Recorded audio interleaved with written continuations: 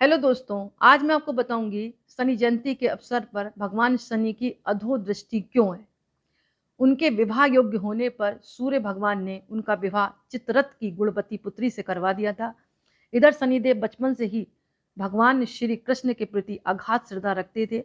वे दिन और रात कृष्ण की अर्चना करते थे और तल्लीन रहते थे। एक बार उनकी पत्नी पुत्र प्राप्त करने की इच्छा से उनके पास आई, लेकिन वे कृष्ण भक्ति में ऐसे लगे थे कि उन्होंने पत्नी की ओर कोई ध्यान नहीं दिया। इससे हाथ पत्नी ने कुपित होकर उन्हें साप दे दिया। उनकी अधोदृष्टि रहेगी और जिस पर यह दृष्टि पड़ेगी उसका सर्वनाश हो जाएगा।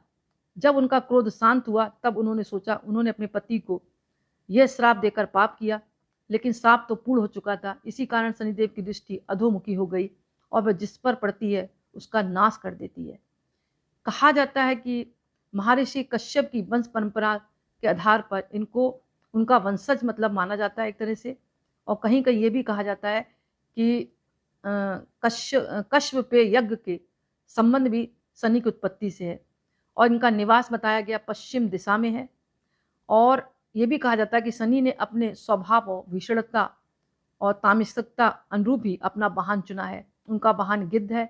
गिद्ध आलसी, अति आहारी, स्वार्थी, क्रोधी, हिंसक, मांस प्रिय, दूरदृष्टि वाला और तामसिक प्रवृत्ति का स्वरूप है। उसकी इन विशिष्टताओं का विस्तार शनि में भी देखा जा सकता है। और कहीं कहीं ये भी कहा गया है इनका जो वाहन है, मतलब कुछ लोगों का मानना है कि कौवा भी है, कुछ लोगों का मानना है कुत्ता भी है, लेकिन हकीकत में किसी को नहीं पता।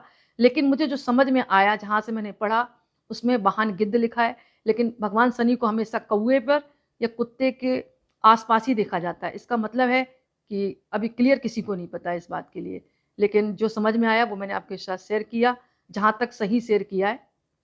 तो इनका निवास पश्चिम दिशा में, तो कभी भी इनके नाम से पूजा करें तो अपना चेहरा पश्चिम दिशा की तरफ करके ही करें। और इनकी जो वंश परंपरा है कश्यप ऋषि की संतान की तरफ से देखा जाता है, इस बात को आप ध्यान रखें। तो ये बहुत महत्वपूर्ण बात थी जो कि आपको पता होनी चाहिए, क्योंकि शनि की अधोदृष्टि से सभी डरते हैं। उनकी पत्नी ने ही उनको श्राप दिया था, क्योंकि वो उनको देखते नहीं थे, कृष्ण भगवान की पूजा में तल्लीन रहते थे। लेकिन जब उनको एहसास हुआ तो पत्नी ने मतलब माफ़ी मांगी, लेकिन उनके मुंह से तो निकल ही चुका था ना श्राप। इसी कारण शनिदेव की दृष्टि अधोमुखी हो गई। अब वो जिस पर पड़ती है उसका नाश ही कर देती है। तो बचकर रहें, अपने कर्मों पर ध्यान दें।